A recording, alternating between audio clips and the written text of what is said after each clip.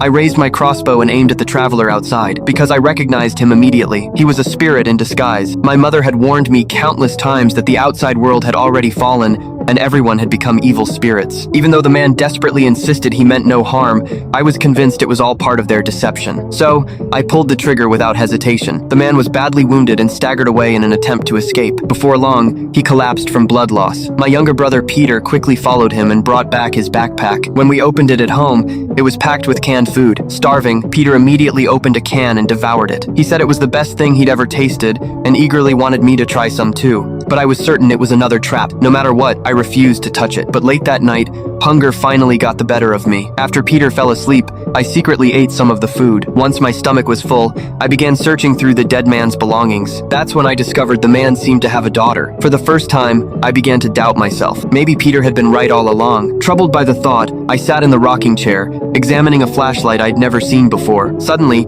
a strange noise came from the tool shed. The moment I stepped inside, a shadow darted past me. I spun around and found a little girl standing there. Clearly, the dead man had been her father. Panicking, I claimed I hadn't seen anything, but the flashlight in my hand had already exposed the truth. The girl found her father's body. Terrified, she turned and ran into the forest. Consumed by guilt, I chased after her. I was worried something might happen to her, but the rope tied around me soon reached its limit. After a brief hesitation, I untied it anyway. Yet the moment I removed the rope, the girl vanished without a trace. Then I witnessed something I'll never forget. On a tree across from me, a creature with 6 arms was crawling among the branches. In the blink of an eye, it disappeared. As I nervously scanned my surroundings, the thing had already moved behind me. Suddenly, the spirit spat a strange substance at me. It quickly entered my body. The next second, I was back at home, sitting motionless on my bed. No matter how much Peter called my name, I didn't respond, and noticed dark corruption spreading across the ceiling. Looking into my empty eyes, he seemed to understand what had happened. He grabbed me with one hand and pressed the other against the ceiling, then began chanting an exorcism. Soon, my body started reacting. Peter reacted instantly and jumped out of the way. Then he ran out of the room and locked me inside. I shoved a bed against the door, then set the entire house on fire. I wanted to burn Peter alive.